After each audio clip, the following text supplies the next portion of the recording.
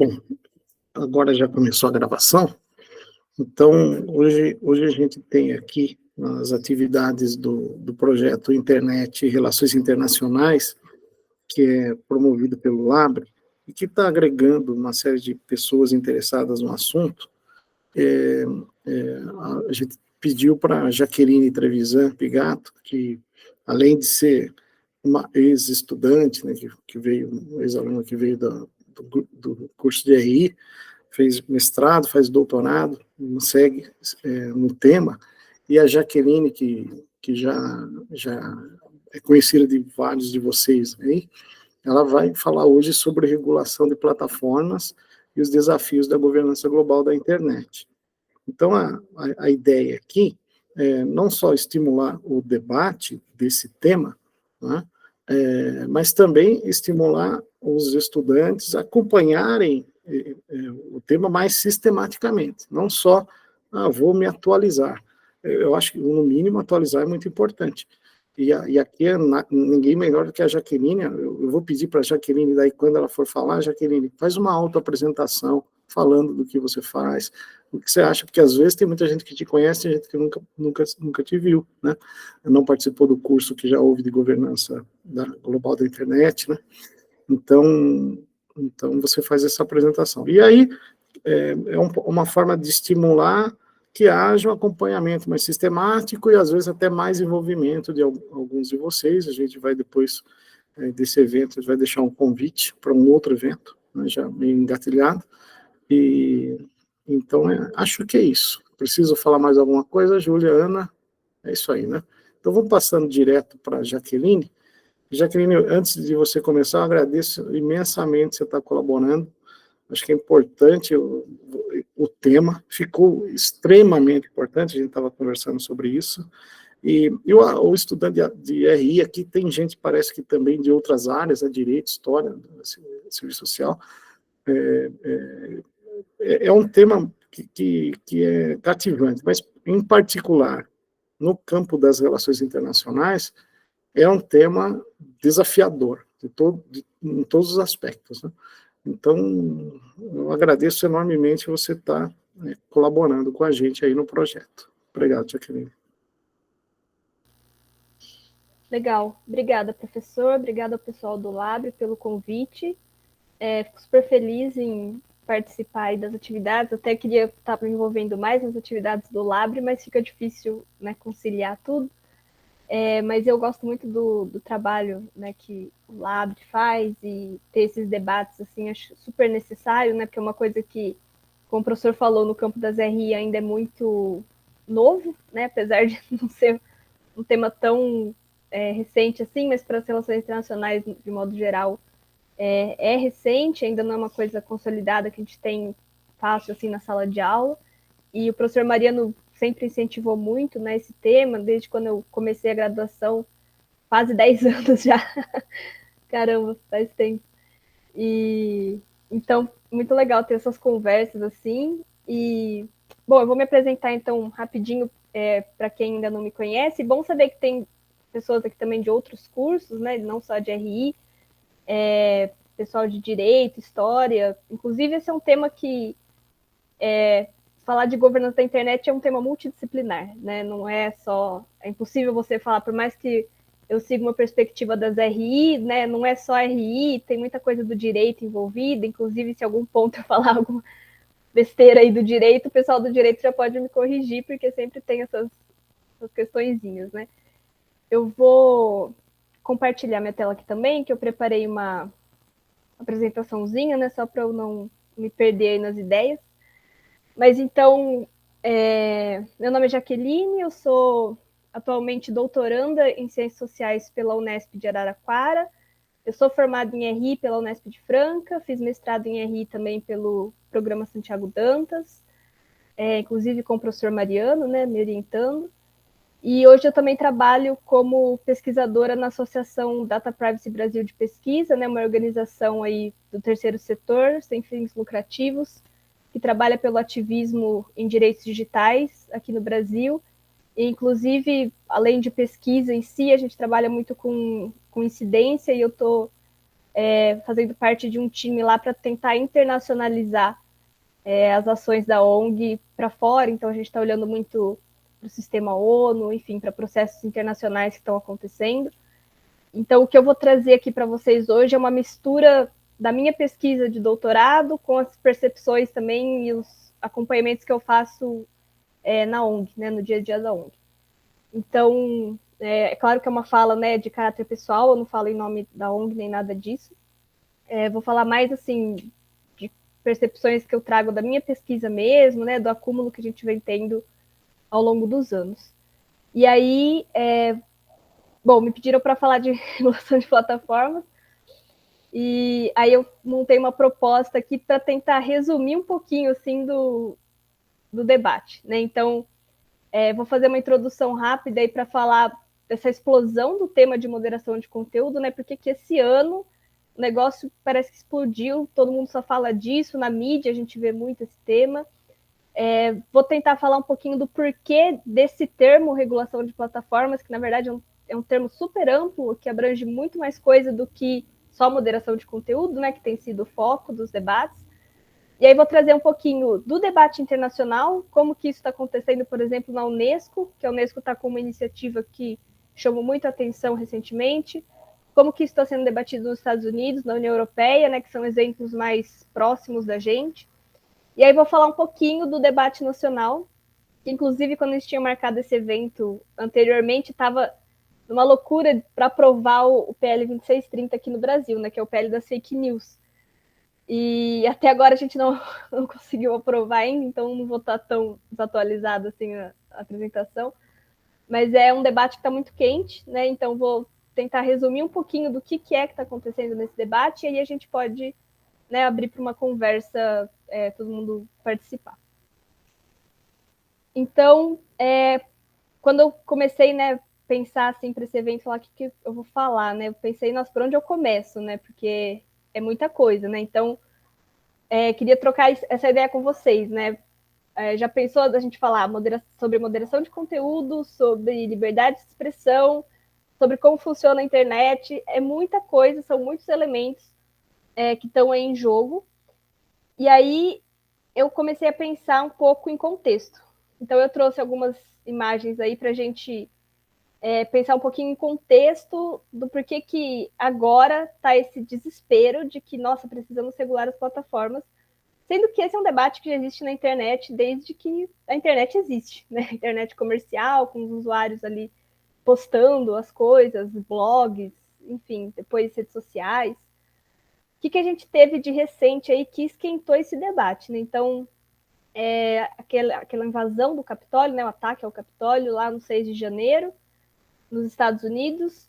Aí ali do lado eu coloquei a compra do Twitter, né, pelo Elon Musk, que praticamente alterou muito, assim, né, alterou acho que, sei lá, quase 100% de uma das principais mídias sociais que a gente tem, né, e aí a gente parar para pensar no conceito das mídias sociais, né, ideia de praça pública, né, como que isso está diretamente envolvido aí com a imagem do Capitólio, com a imagem do 8 de janeiro, né, em Brasília, nas questões que o Musk muda de um dia para o outro, né, do dia para a noite, o funcionamento dessa rede social muda, e a influência que isso causa, né, então no Estado, na sociedade, enfim. Hoje mesmo, agora eu estava lendo uma notícia que o governador da Flórida vai se candidatar para as primárias republicanas nos Estados Unidos e ele vai fazer um anúncio junto do Elon Musk. Então, o que isso significa, né? E ali eu coloquei também uma imagem do Digital Services Act da Europa, né, representando ali a regulação que a Europa está implementando entre o ano passado, né, que eles começaram, e é uma implementação faseada, né, gradual, então ela termina o ano que vem, 2024, mas a Europa tem se tornado uma espécie de referência global em regulações, né, para a internet. Então, esses são alguns dos eventos assim que acho que contextualizam essa questão da regulação de plataformas, né? Por que a gente está com essa urgência?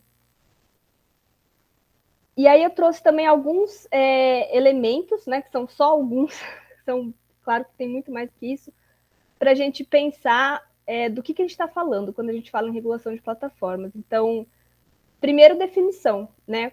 O que é uma plataforma? O que é fake news? Né? Eu vi muita gente comentando assim, esse PL das fake news no Brasil nem define o que é fake news, porque são definições muito complexas.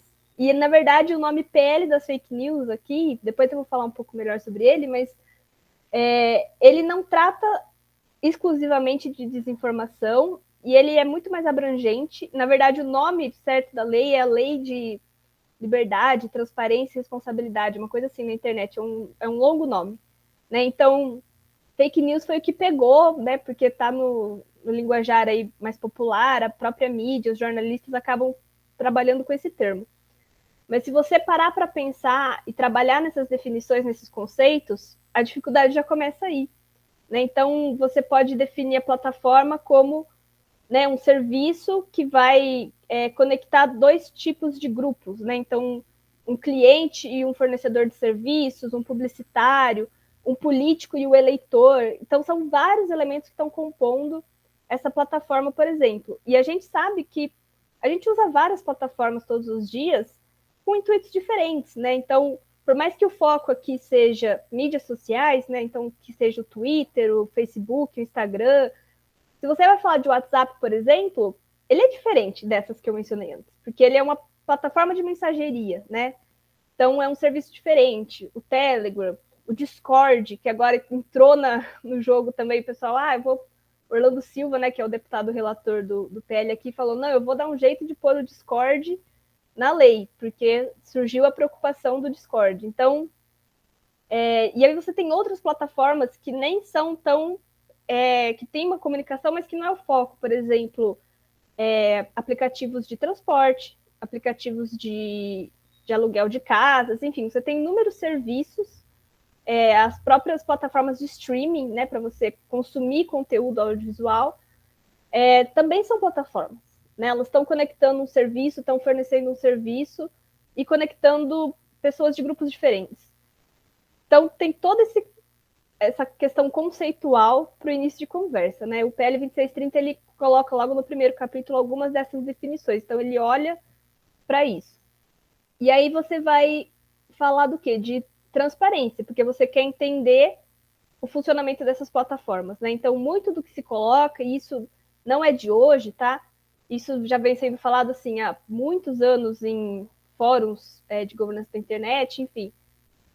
O que as plataformas precisam demonstrar sobre o funcionamento delas, sobre o que está sendo colocado ali por terceiros, o que está sendo removido, se governos estão pedindo remoção de conteúdo, e aí entram questões de censura, de liberdade de expressão. E aí você está agora no momento em que você quer exigir processos de auditoria. Né? Então, qual que é o nível de transparência que a gente pode alcançar, já que a gente está falando do modelo de negócio dessas plataformas? Né? Essas plataformas elas estão funcionando do jeito que elas estão funcionando porque elas estão lucrando com isso. Né? De alguma maneira, elas estão ali coletando os nossos dados, colocando para a gente o conteúdo que a gente quer ver, que o algoritmo, né, criou ali do nosso perfil, para a gente ver anúncio, para a gente comprar produtos, enfim. Então, o quanto que ela vai poder revelar e que ela vai ter um incentivo para isso. Porque hoje em dia, você não tem uma lei que regula. Mas as plataformas, elas emitem alguns relatórios de transparência. Só que elas escolhem o que elas estão deixando transparecer, o que elas estão colocando nesses relatórios. Né? Então, como que a gente consegue exigir mais e exigir de um modo sistemático entre tantas plataformas diferentes? Então, essa é uma outra questão. E aí, se você tem uma lei, você vai exigir esses relatórios de transparência, você vai exigir uma determinada conduta, você precisa ter fiscalização. E aí vem o pessoal falar, mas isso é um papel de toda a sociedade, todo mundo tem que fiscalizar. Né? E quem que vai punir, então, essas empresas se elas não cumprirem com o que está colocado na lei? E qual que é o estímulo para que elas cooperem, para que elas sigam dentro da lei? É só multa? Né? Tantos milhões por dia dessas empresas milionárias. Ou você vai bloquear o funcionamento, né? O Alexandre de Moraes já está especialista nisso. Então, você aplicar a lei é uma questão fundamental, porque se você faz a lei, mas não tem quem aplica, né? O que adianta? E aí, uma questão que eu acho fundamental nesse debate todo, a questão da educação, né? Se é possível a gente educar os usuários das plataformas, se a gente consiste uma lei, se a gente constrói uma entidade fiscalizadora, se a gente entra num consenso com as plataformas, digamos assim, os usuários vão estar olhando para isso, eles vão compreender o que está sendo colocado em jogo, né? As questões de as plataformas falarem para o usuário, olha, você está vendo esse conteúdo, por isso, isso e isso. Esse anúncio publicitário foi pago por essa empresa, foi pago por esse político, né? Como que a gente tem um diálogo com quem está usando essas plataformas no dia a dia, né? As pessoas estão se importando com isso, as pessoas vão conseguir recorrer no caso de, meu conteúdo foi removido, o que eu faço? Então, acho que a questão da educação, e aí muito se fala hoje, né, de educação midiática, educação digital, acho que tudo isso está em jogo. Então, para vocês verem que são muitos elementos. E aí, por que a gente fala, então, de regulação de plataformas, né? E aí, tentando levar agora para um lado mais conceitual e de organização dos temas, né? Quando a gente fala o campo da governança da internet, tem inúmeros temas que a gente está falando ali dentro. E quando a gente está falando de plataformas, todos esses temas aparecem. Então, por exemplo, eu coloquei aqui algumas possibilidades, né? Claro que tem mais. A gente está falando de moderação de conteúdo, né? Que é o que está mais gritante hoje. Então, a gente está falando de questões que envolvem o contexto, né? O local, cada país vai ter um contexto diferente, uma cultura diferente do que é aceitável ou não ser dito na praça pública. Você vai estar falando do funcionamento dos algoritmos. Então, por que eu estou vendo no meu feed lá no Facebook, no Instagram, um conteúdo diferente do que a pessoa do meu lado está vendo? Né? O que determina isso? Por que eu recebo uma propaganda política do candidato A e outra pessoa recebe do candidato B? Aí você está falando de proteção de dados pessoais, porque, de novo, algoritmos, né? Todos esse perfil que é feito nosso é feito a partir dos dados que a gente fornece. Então, do que eu coloquei lá, dos likes que eu dei, do que eu parei para assistir, do que eu ignorei ver, ou do que eu não marquei que não gostei de ver. Tudo isso vai compondo esse perfil. E aí você vai falar de fluxo internacional de dados, então para onde que esses dados estão correndo, as empresas que a gente está usando, é uma empresa com sede nos Estados Unidos, a base de dados dela é na Irlanda, né? Qual que é a questão de jurisdição disso? A gente está falando do valor de mercado desses dados, obviamente, né? Tem o grande valor dos data brokers, enfim, de empresas que estão ali dispostas a comprar esses dados. E a gente está falando do direito à privacidade. Então, até que ponto eu escolho o que eu quero compartilhar, o que eu quero que as empresas saibam sobre mim, e até que ponto eu quero colocar um limite, ou eu quero não dar o meu consentimento para tal atividade específica da plataforma. Né? Não quero entrar numa plataforma que eu tenho que aceitar tudo para poder participar de um espaço que hoje em dia, na sociedade, eu sou obrigada a participar, porque todo mundo está naquela rede social, então eu preciso estar também. Né? Então, tem muito essa lógica. Tem uma questão de neutralidade de rede, que é a questão da diferenciação dos serviços. Então, numa rede neutra, você não pode priorizar um tipo de serviço, por exemplo, um streaming de uma rede social, de uma plataforma de música. E aí, eu vou pedir desculpa que vocês vão ter que aguentar minha tosse hoje. Você tem diferentes tipos de serviço e diferentes tipos de acesso, então, a informações. É uma questão muito mercadológica, né? Por isso eu coloquei ali mercado. Por exemplo, aqui no Brasil, é muito comum a gente pensar, no caso da neutralidade de rede, uma coisa que fere a neutralidade de rede, que é o WhatsApp de graça. Né? Vários planos de telefonia móvel vão fornecer, você compra esse plano, mas o WhatsApp não vai consumir do seu pacote de dados, ele é de graça. E aí você está lá consumindo seus dados, eles acabam e você só tem o WhatsApp. Você não tem como recorrer a outra fonte de informação, né, se você não tem acesso à internet.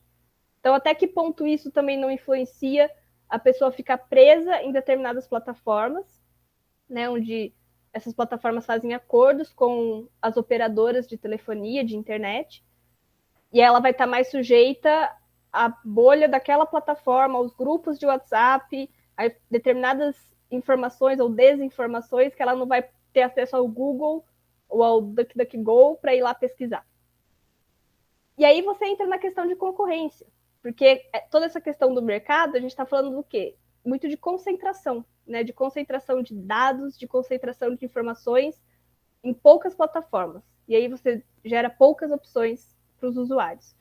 Então, você ter medidas antitrust é uma das principais pautas de regulação hoje em dia. A Europa já passou uma legislação para isso, que é o Digital Markets Act. E aqui no Brasil também já está se debatendo, né? Principalmente o pessoal do CAD, essa questão de concorrência, né? De você conseguir, por exemplo, bloquear aquisições que grandes empresas, essas big techs, podem adquirir outras empresas menores para ter mais acúmulo de dados, para ter mais acúmulo de informações, para ter mais base de usuários, né? Aumentar a sua base de usuários e criar esses monopólios que a gente tem hoje. Então, como que a gente consegue impedir ou consegue pluralizar um pouco mais esse tipo de mercado? E aí, a gente vê que todos esses temas, eles são mais ou menos recentes, mas você falar de regulação sobre eles é uma coisa muito nova. A internet, ela foi criada na ideia de que não tem regulação, é uma coisa acima dos estados soberanos e tudo mais. Mas isso é uma ideia romântica assim da internet que hoje a gente vê que não é mais possível, né? Então, na minha tese de doutorado, por exemplo, o argumento que eu utilizo é que muitas dessas iniciativas regulatórias elas surgem a partir de um caso específico em 2013, que foi o caso Snowden, né? Que foi quando o Edward Snowden, que trabalhava para a Agência de Segurança Nacional dos Estados Unidos, ele revelou um grande esquema de espionagem, onde os Estados Unidos tinham um backdoor, né, um acesso aos servidores dessas big techs, de grandes empresas, para fazer uma invasão de privacidade completa e adquirir os dados de cidadãos, de figuras políticas, de empresas que eles tinham interesses econômicos, interesses diplomáticos, enfim. Tudo isso criou uma pressão para se ter uma descentralização dos Estados Unidos, que é o país natal da internet. E aí, a partir dessa conjuntura, você cria uma oportunidade para outros países, inclusive os países que foram vítimas dessa espionagem, como o Brasil e também a Alemanha, eles vêm e falam, não, peraí, a gente precisa fazer alguma coisa a respeito. A internet não é essa invasão, essa coisa aberta, assim, que, né, um país que tem a dominância, que tem o setor privado, mais, enfim, né, o que aparece mais, assim, pra gente, o que tá mais, que expandiu globalmente, a partir de um país que não tinha regulação, ele vai fazer isso para fora também. Então, a partir desse caso, eu comecei a mapear algumas propostas e algumas regulações que surgiram. Então, esse é um levantamento preliminar que eu estou fazendo na minha pesquisa.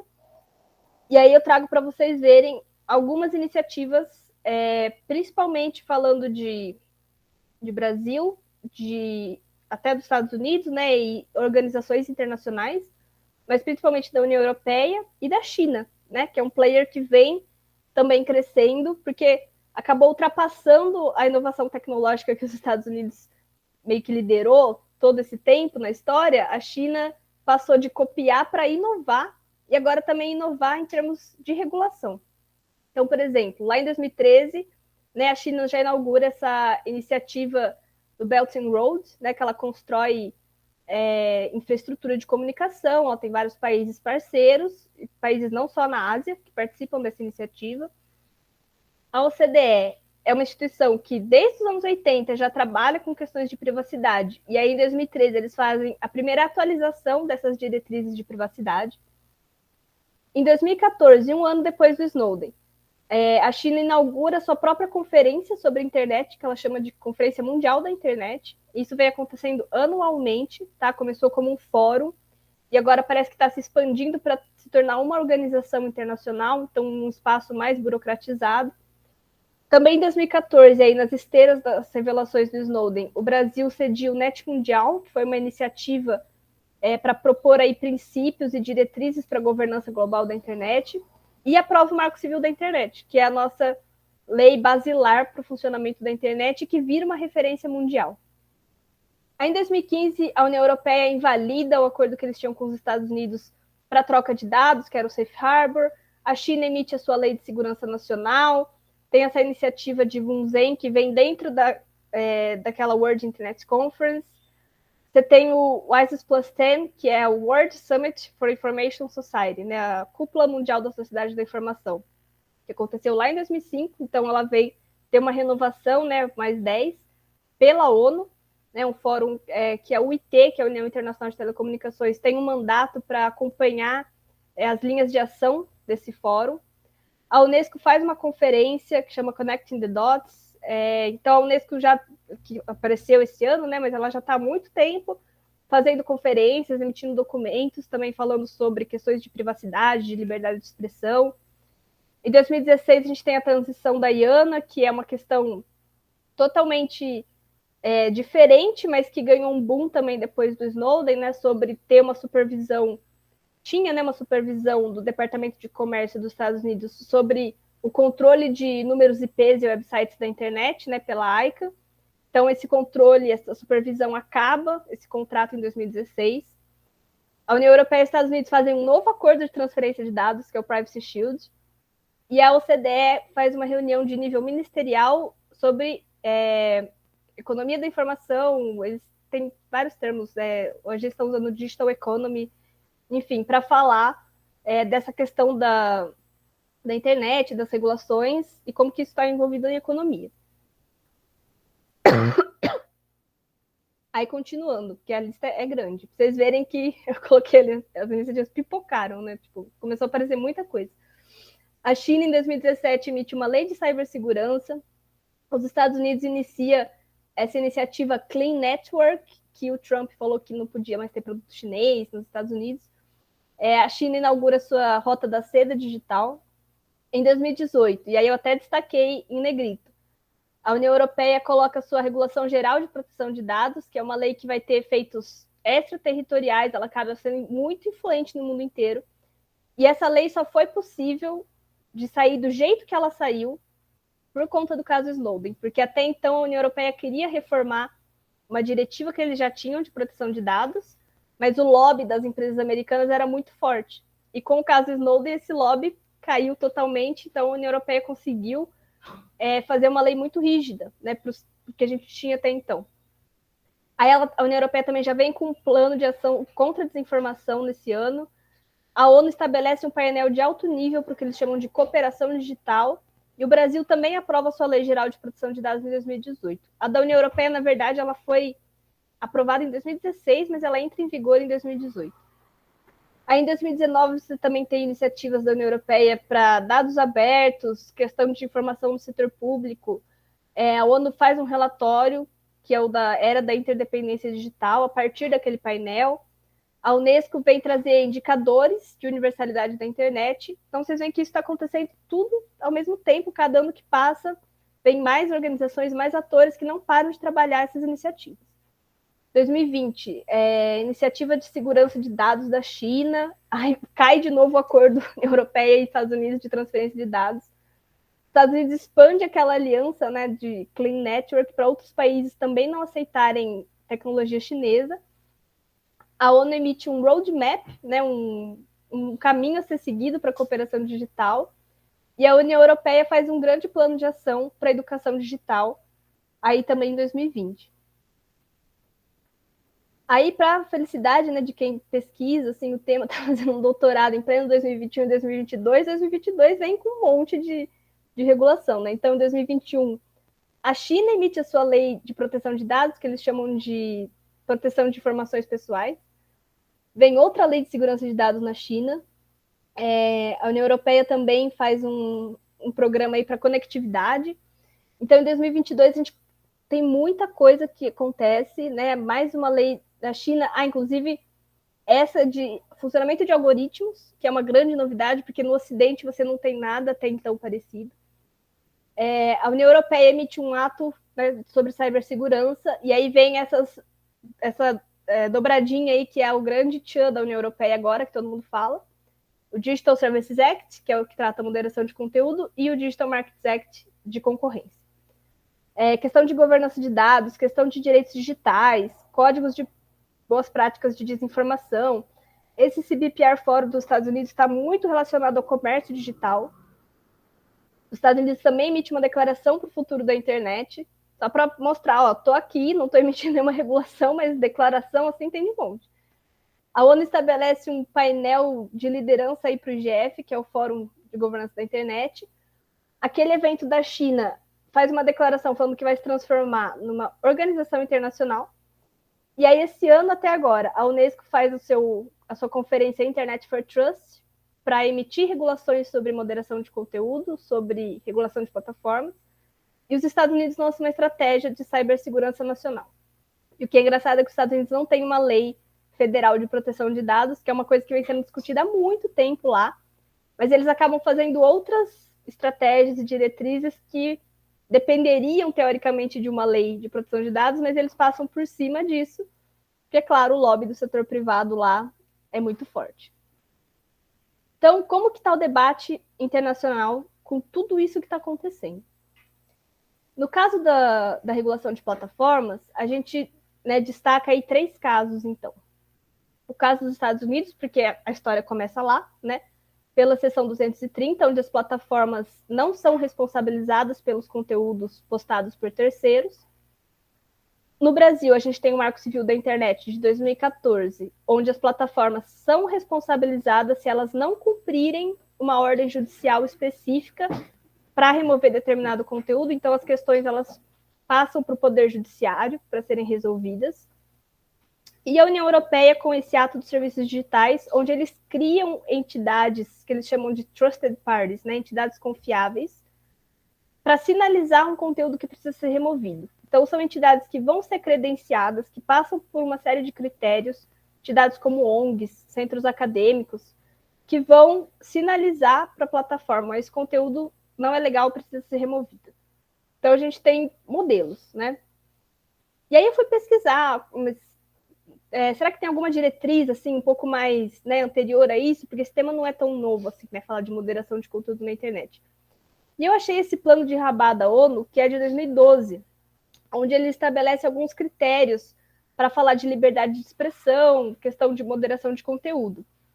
Então, ele fala, você tem, por exemplo, aquele tipo de expressão que constitui, de fato, um crime, o que não é criminalmente punível, mas pode justificar uma ação civil ou sanções, e aquela expressão que também não dá origem a sanções, mas ainda tem preocupações em termos de tolerância, de civilidade.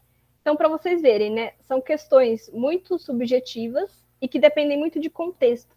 Então, você vai ver que a regulação de plataformas ela acaba variando muito de país para país. Você não tem como estabelecer, né, um parâmetro, um modelo que seja aplicável para todos os países. E aí também tem uma declaração que a Unesco emitiu, eu vi, nos anos 90, que eu não vou lembrar o nome agora, mas posso pegar aqui depois, que ela define que os estados têm um papel para garantir a liberdade de expressão, o pluralismo de informações, a independência da mídia. Então, o estado que até então não regulava a internet, ou não se envolvia nessas discussões, ele tem esse papel, né? Que ele já tinha esse papel, mas agora ele é atualizado para atuar dentro da internet. Por isso que os estados, membros da Unesco, por exemplo, pedem para a Unesco trazer esse debate sobre plataformas, realizar conferências, consultas, para emitir esses documentos.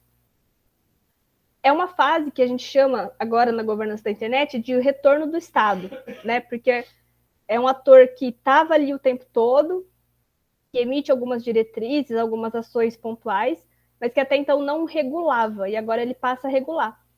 Por quê? Tem um entendimento de que até então os regimes de soft law, que a gente chama, né, que eram só diretrizes, sem nenhum poder vinculante, eles foram insuficientes. A gente precisa agora de uma regulação de fato, né, uma hard law que tenha sanções, enfim.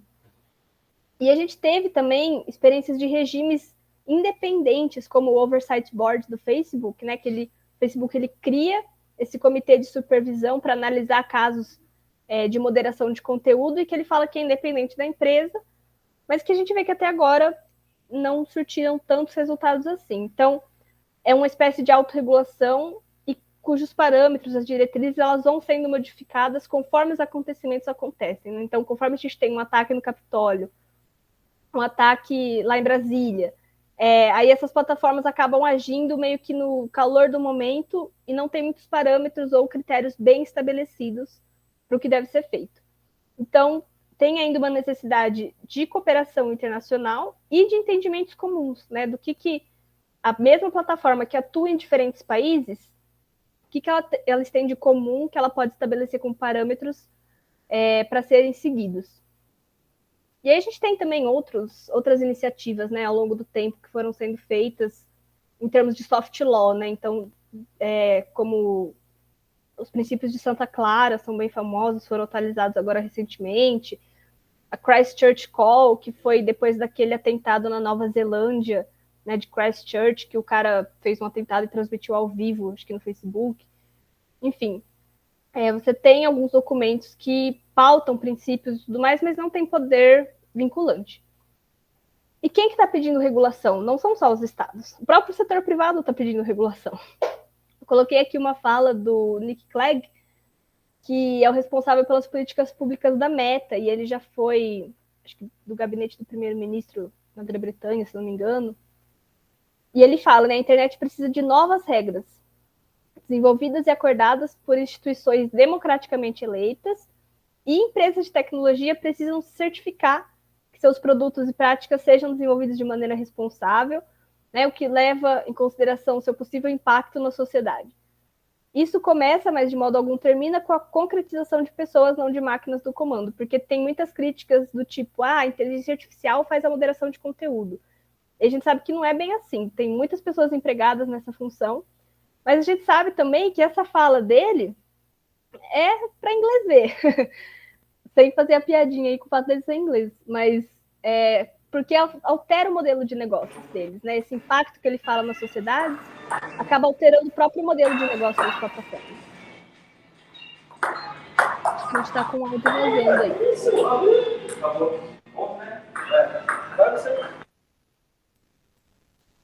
E aí, colocando, então, um pouco da Unesco, né? Porque que essa agência da ONU está em destaque nessa pauta.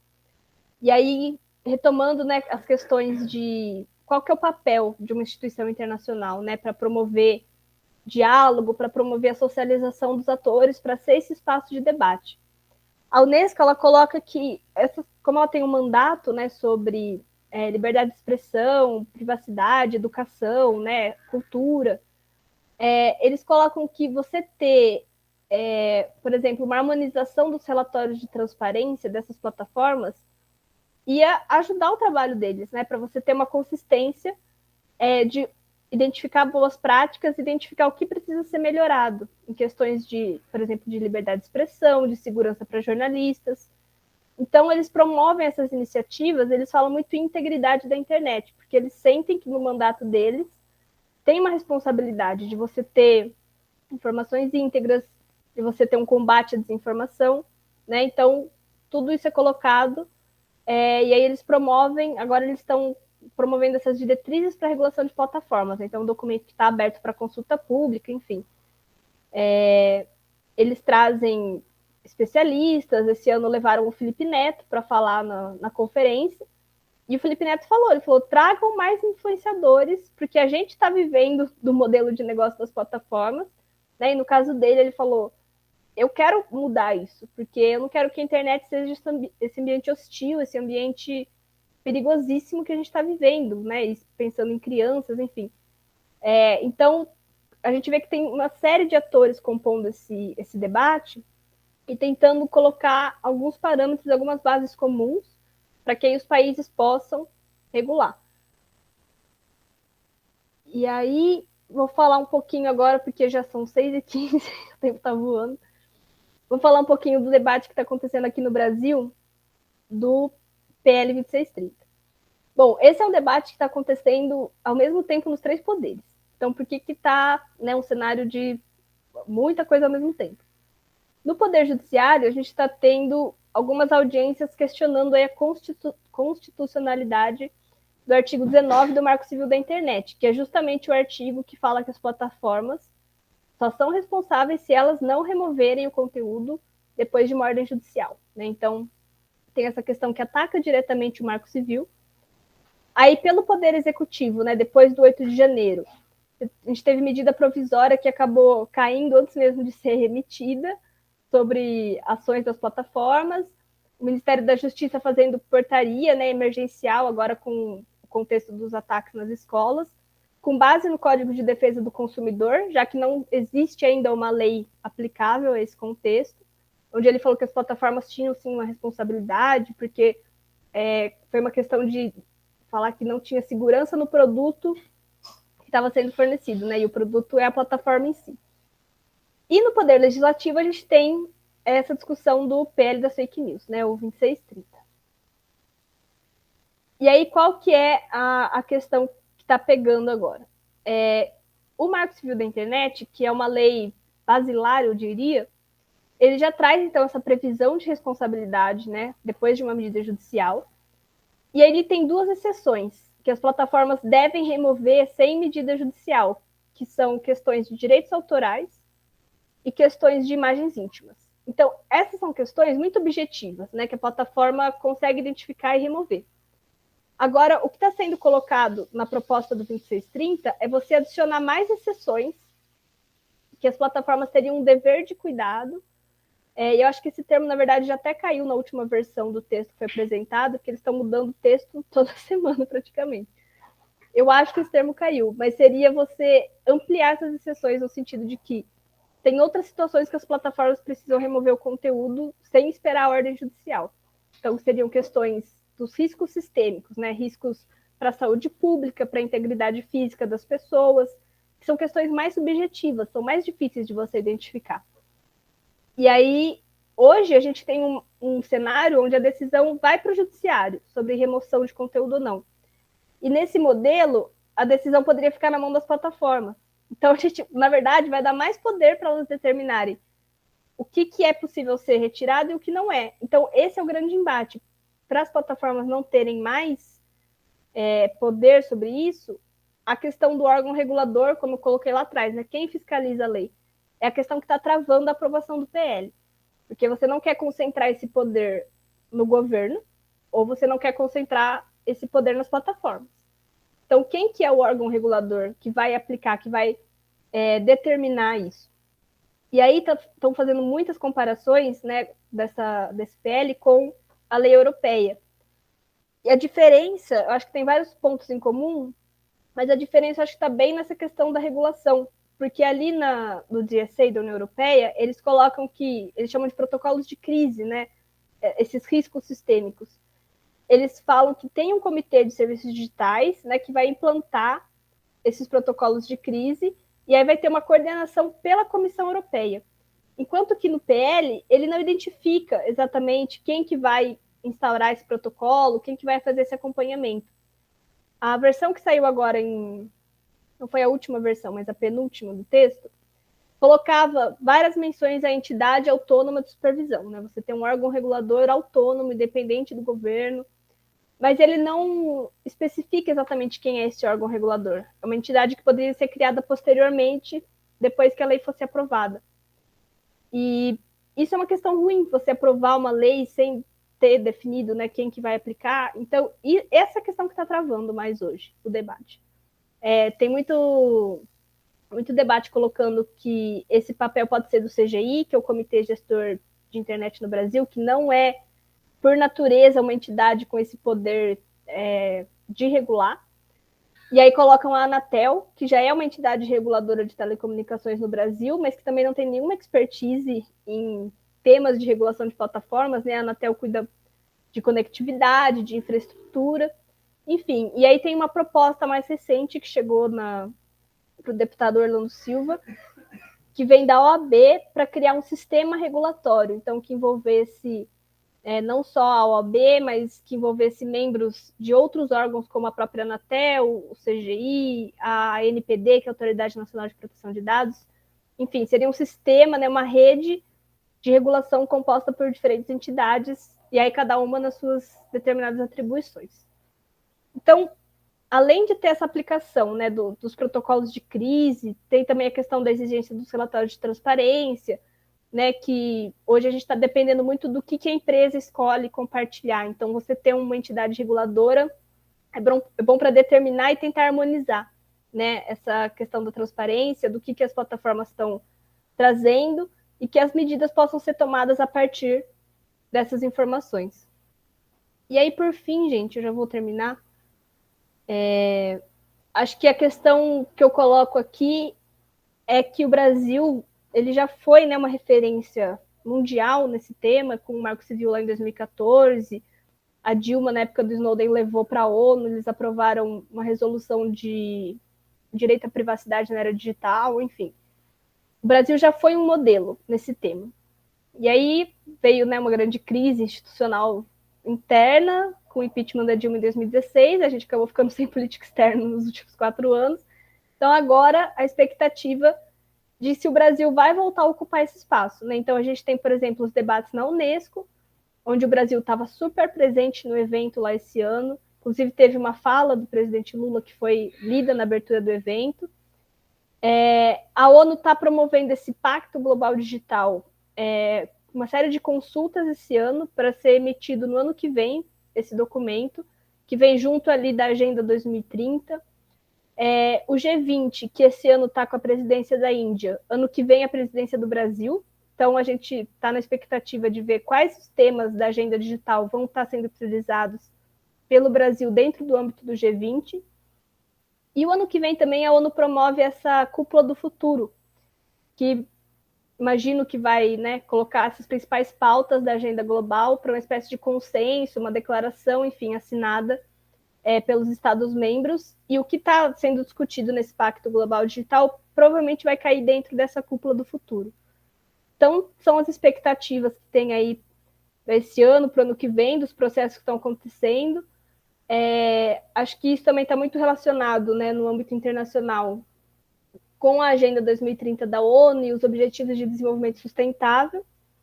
Recentemente, eu até escrevi um texto sobre isso com o pessoal do Observatório de Regionalismo lá, para falar, né, de regulações de internet e a ligação com os Objetivos de Desenvolvimento Sustentável. Por exemplo, você tem objetivos ali relacionados ao acesso público à informação, né, as liberdades fundamentais, a liberdade de expressão. Então, é o que eu e o professor estava comentando aqui no começo, né? O tema da internet está em tudo. Todas as pautas, todos os temas, de alguma maneira, estão sendo relacionados ao uso da internet, às regulações que estão sendo emitidas, ao papel das empresas, né, dentro desse ecossistema.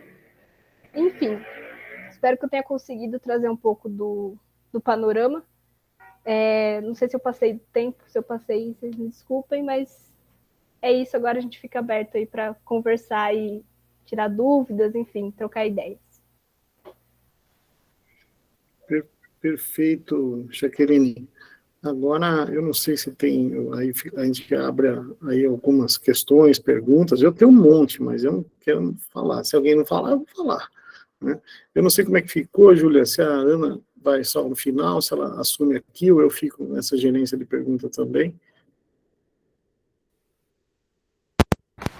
Professora, acho que a Ana falou que ela pode, se precisar mediar, ela pode mediar. Tá, não, para mim é bom, tem mais gente aí. Ela tá aí, é que eu não tô vendo, eu só vejo bolinhas. Ela tá aqui sim, é que ela precisou desligar a câmera porque o computador dela estava travando. Mas ela tá aqui. Não, então, se quiser eu vou falando aqui, mas olha, quem tiver pergunta, pode se manifestar, hein? O Gustavo já foi. A Ana entra conforme vai no fluxo. Fala, Gustavo. Opa, pessoal, boa tarde, tudo bem? Conseguindo me ouvir? Eu só consigo ouvir, só não consigo ver. Tá complicado abrir a câmera, que eu tô me preparando para ir pro RU, então vou fazer a pergunta bem rápida aqui. Obrigado pela palestra, Jaque, muito bom, como sempre. Eu queria perguntar um pouquinho como que você vê essa questão de qual setor da sociedade brasileira deve cuidar dessa fiscalização de infrações, né, no meio digital. Você falou que tinha um impasse sobre isso, né, a discussão da PL, se deveria ficar com a própria plataforma, se deveria ser alguma entidade do próprio governo, ou até mesmo o judiciário. E queria ver quem você vê como sendo ideal, né, para tomar frente disso, e se ficar na mão das plataformas, você vê algumas consequências disso? por exemplo, um enrijecimento das moderações para evitar problema, digamos assim?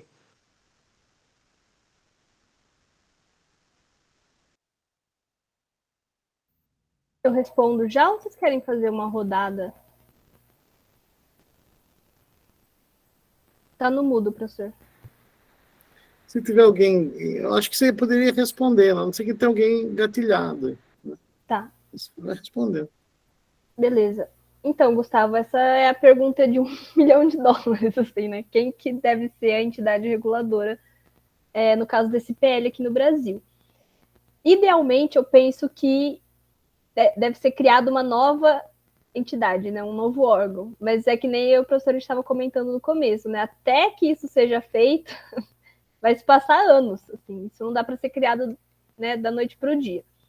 Então, tem uma proposta que era bastante interessante numa das últimas versões do texto, do CGI, né, que é o Comitê Gestor da Internet, ter novas atribuições, então, para ser esse órgão regulador, até que se criasse um novo órgão. Porque tem muitas questões assim, o governo não quer gastar, né, com criação de um novo órgão, contratação de mais pessoal, enfim. Então, acho que o CGI tem um corpo técnico bastante competente para isso. Inclusive, eles emitiram um relatório, um estudo, né, sobre isso. Eu acho que foi no final do ano passado, agora não lembro se foi no começo desse ano ou no final do ano passado. Que é um relatório muito bom. Mas, de qualquer maneira, eu acho que, independente se é o CGI, que já é um órgão multissetorial por natureza, né, se for criar um órgão novo, tem que ser com um conselho, no mínimo, multissetorial, né, que você tenha representação de diferentes setores. Então, que você tenha representação das próprias plataformas, né, de representantes dessas plataformas, você tenha representantes da sociedade civil organizada, que você tenha acadêmicos, né, que estudem, que façam as métricas de funcionamento dessas plataformas, e que você tenha representantes governamentais, porque, né, são eles que vão ter que emitir as diretrizes, as leis, enfim. Então, acho que esses temas, hoje em dia, estão muito interligados, né? Que a gente falou, precisa regular a concorrência, tem questão de proteção de dados. Então, você tem um órgão que tem alguém da Autoridade Nacional de Proteção de Dados, alguém do CAD, alguém do Ministério da Economia, do Ministério da Educação, do Ministério da Justiça. Aí você tem representantes acadêmicos, representantes do setor privado, né? Num esquema de rotatividade, por exemplo, eu penso que esse seria o melhor cenário. E é claro que sempre com a possibilidade, né, de ser revisto, enfim, de ser modificado. Ficar nas mãos das plataformas é problema? Com certeza. Né? Olha o Elon Musk, o caos que está o Twitter, ele demitiu grande parte aí da equipe que fazia moderação de conteúdo, então não tem previsibilidade nenhuma. Né? Acho que você ter uma lei e uma certa institucionalidade dessas regras cria um cenário um pouco mais previsível para que a gente possa, né, se adequar, entender o funcionamento e ter alguma expectativa no caso das crises, né, dos protocolos de crise, do que vai ser aplicado ou não. No caso de eleições, principalmente, também, né, que é por si só uma crise a cada 4 anos, enfim. Então, acho que tem que ter essa composição multissetorial para ter aí algum diálogo mais consensual e mais transparente para todo mundo. Muito obrigado. E só para completar, assim, né, a última dúvida, o grande e se, né? E se ficasse na mão, por exemplo, somente do judiciário, você acha que o maior problema seria a sobrecarga? Ou talvez a não especialização? Eu acho que são problemas que já existem, né, de sobrecarga e de você realmente não ter um corpo especializado, mas é uma coisa que não é centralizada, né? Então, acho que essa é uma vantagem. Eu acho que a gente tem algumas preocupações, né, que nem esses protocolos de crise, os riscos sistêmicos, que podem ser melhorados se as plataformas emitem esses relatórios de transparência e têm mais coerência com a aplicação dos próprios termos de uso, né? Então, uma das propostas do 2630 é que tenha a emissão de diretrizes para essas plataformas, né? Então, de fazer as regras ali da comunidade, dos termos de uso, que cada plataforma permite ou não. Então, você ter algum parâmetro sobre isso e você ter uma coerência nessa aplicabilidade, por que em um país A foi aplicado tal regra e no país B foi outra, sabe? você ter em cada país uma lei que determina um pouco desse parâmetro, e você ter uma discussão em nível global que tenta harmonizar esses parâmetros, acho que isso é super importante. Não sei se eu respondo a sua pergunta. Júlia. Oi, Jaque, obrigada pela palestra. Eu queria perguntar uma coisa que você falou no comecinho, que era sobre a influência da cultura na regulação da moderação de conteúdo, a cultura de cada país, cada região. Como que isso funciona na Europa, que é uma legislação única para vários países?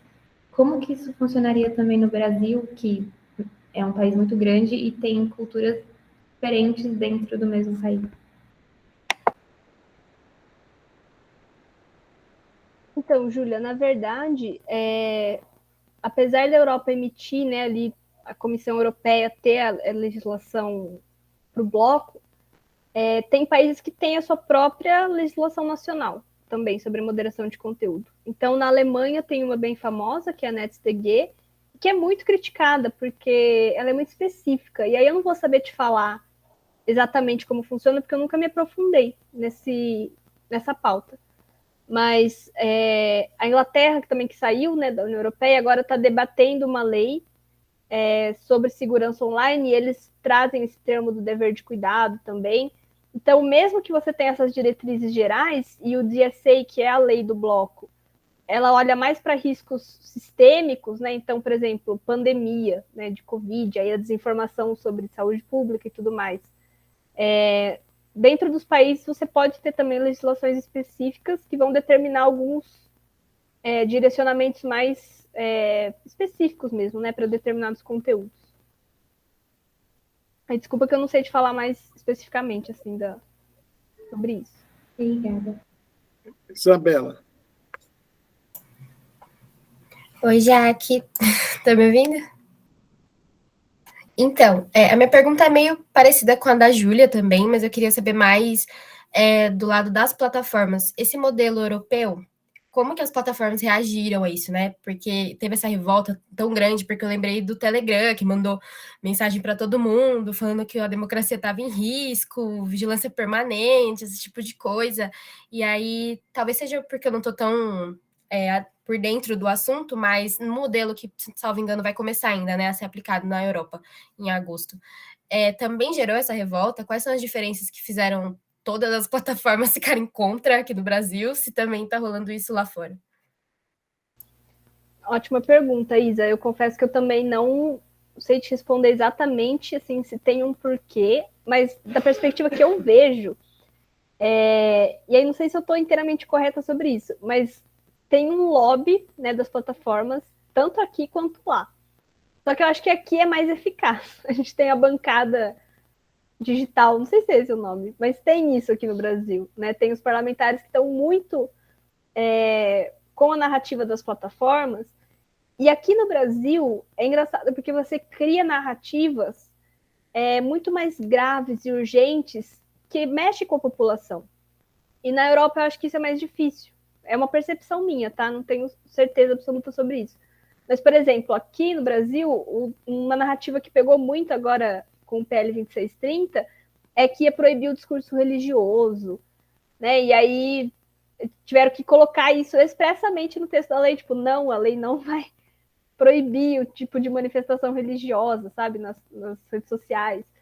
Então, acho que aqui o debate acaba pegando algumas questões, inclusive culturais, nossas mais forte do que lá. É claro que lá você também tem debates e tem um lobby, e aí lá tem muita questão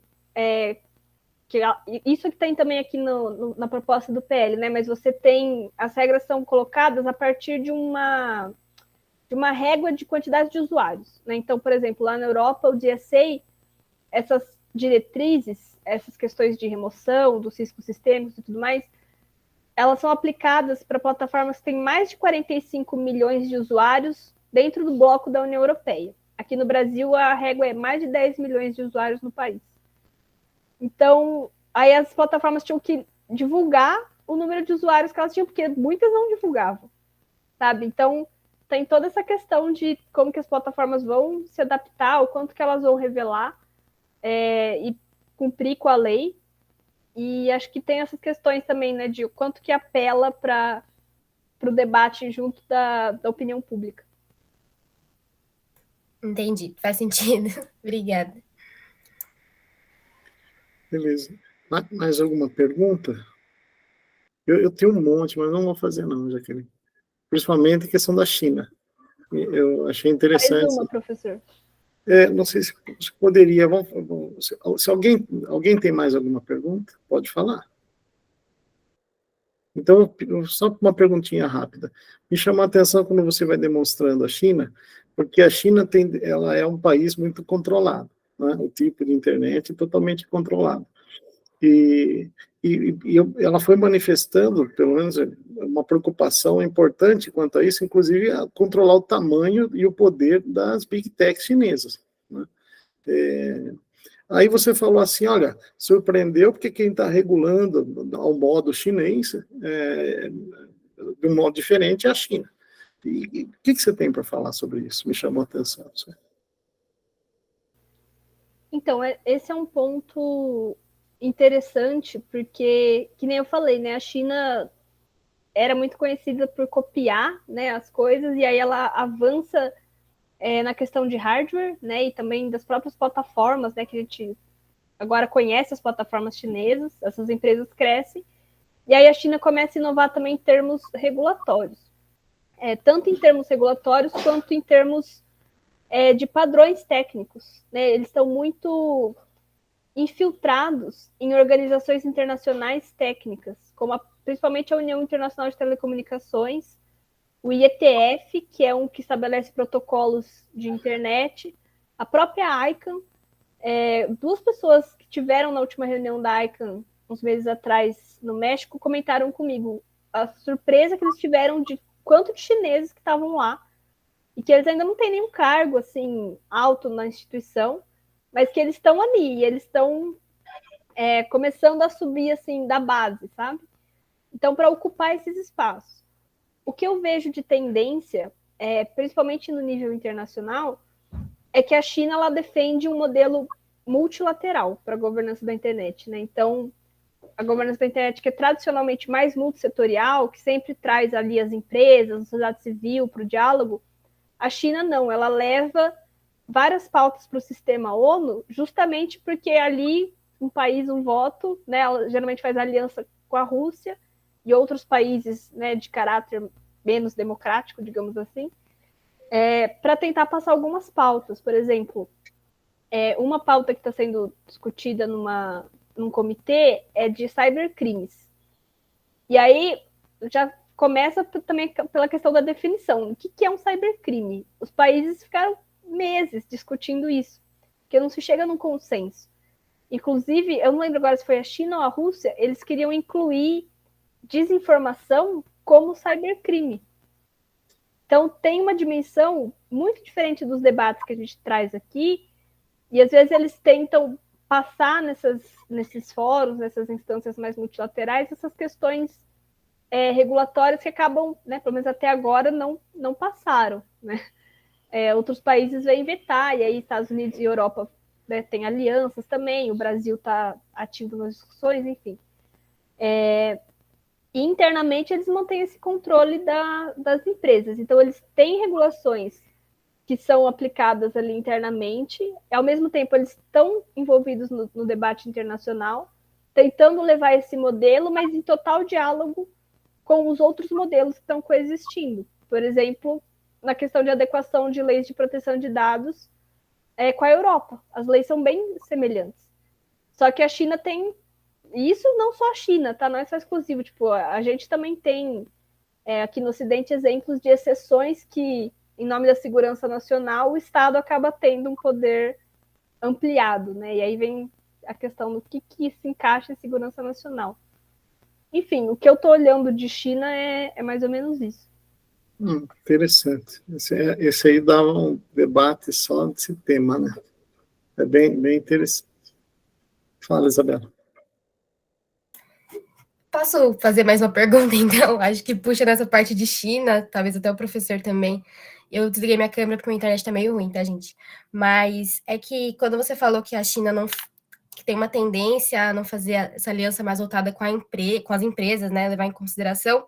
Só que aí eu lembrei de uma coisa, e agora eu contei pro professor, né? Mas eu estou estagiando no LinkedIn. E nessa semana o LinkedIn está encerrando, publicou que vai encerrar suas aplicações na China, vai, na verdade, criar um outro aplicativo, tipo um LinkedIn China, que não vai ter mais a parte de rede social, vai ter só a parte de negócios mesmo. E pelo que a gente recebeu até internamente falando sobre isso, foi meio que um acordo porque as empresas lá fizeram uma certa pressão, sabe? Como que a gente aqui, tendo o TikTok, acho que 99 também é de lá, e outras várias empresas, não vamos estar presentes no LinkedIn, sabe? Então, eu queria saber se pode ser também uma tendência nesse debate multilateral também começar a incluir mais as empresas. Excelente questão, porque um dos temas que mais estão se falando agora no campo é fragmentação da internet. E aí volta na questão do conceito. O que se entende por fragmentação da internet? Se você olhar no nível de protocolos, né, a gente só tem uma internet. Né? Até o lema da ICANN lá é um mundo, uma internet. Que a gente tem, né, a rede das redes. E aí você tem alguns sistemas de bloqueios, como na China, né, que você tem o grande firewall lá, grande muralha digital chinesa, que bloqueia certos conteúdos. Mas aí é um bloqueio no nível da camada de conteúdos, né, que a gente considera um outro nível de infraestrutura da internet. Então, se você pensar, e esse é um argumento que eu utilizo na minha pesquisa, se você pensar para o usuário final que está sendo afetado, existe uma fragmentação, porque o acesso que ele vai fazer num lugar é diferente do acesso que ele vai fazer em outro. E aí essa questão das empresas, de você não acessar o mercado chinês e ter que meio que criar uma outra empresa, né, praticamente um serviço diferenciado para poder atuar na China, eu acho que é uma grande questão, que eu não me aprofundei, não tenho tanto conhecimento sobre, né? Mas eu acho que essa é uma ótima colocação para a gente pensar.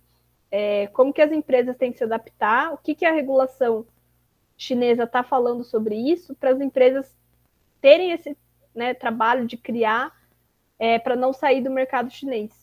Inclusive, acho que é um ótimo tema de pesquisa. Fica a dica aí para quem se interessou.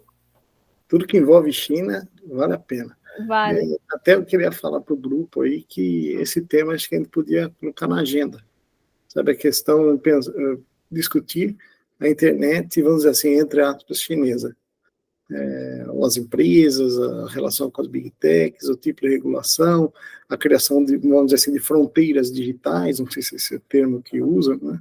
Mas seria bastante interessante. Aí, então, caminhando por final, eu não sei se a Ana está disponível, não sei se ela está com problema na internet. Ela ia fazer um fechamento aqui, não ia, Ana? Um convite. Oi, vocês estão me vendo e me escutando? Sim. Por finalizar, assim, o Gustavo ele mandou uma mensagem no chat que houve uma tentativa de criação de um Google adaptado à China, mas sofreram pressões e retrocederam. Ele acho que quis fazer um adendo a toda a discussão de final, assim. Por fim, gente, acabando já, porque já 15 para 7, daqui a pouco todo mundo tem que ir para a aula. Não pode esquecer de agradecer, hein? Tem que agradecer.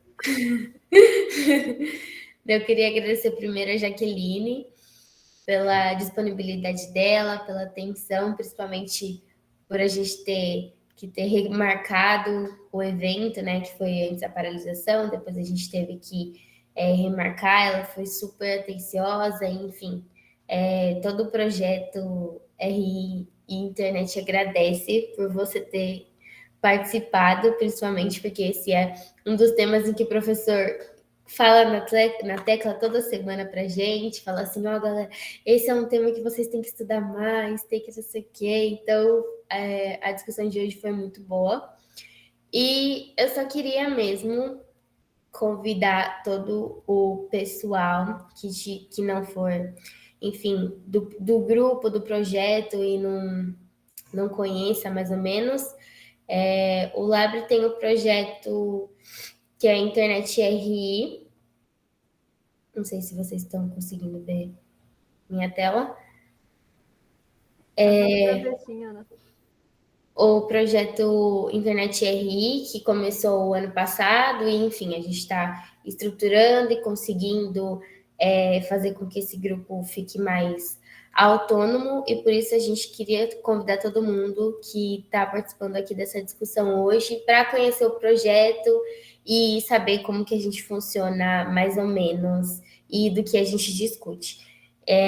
Esse projeto tem uma grande influência do professor Mariano e da Jaqueline. A Jaqueline também ajuda a gente com muitas coisas, principalmente nessa questão de temas que a gente pode discutir, que são voltados mais para a tecnologia. Enfim, vai ser um evento online, é só uma apresentação mesmo. Vai ser na semana que vem, a partir das 5h30. Então, tá todo mundo convidado. Era só isso mesmo. Perfeito. Então fica aí, acho que a ideia de convidar é não só falar que ele está em funcionamento, depois a gente vai dar alguns encaminhamentos que a gente vai fazer no projeto, pode ser interessante. E às vezes, inclusive, discutir, ouvir, até para ter encaminhamentos, ter pautas de discussão, né, de estudo, tem pesquisa que a gente realiza também, então acho que está indo bem.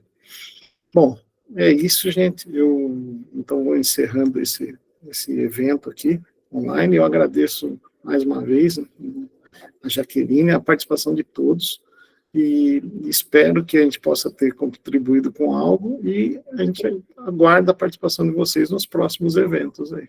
Até mais, gente. Até mais, pessoal. Obrigada, Jaqueline. Obrigada, professor. E também não se esqueçam de preencher o forms que está aqui em cima de presença, tá bom? E é isso. Boa noite para todo mundo. Até mais. Tchau, gente. Obrigada. Boa noite para vocês. Tchau. Eu vou parar a gravação aqui.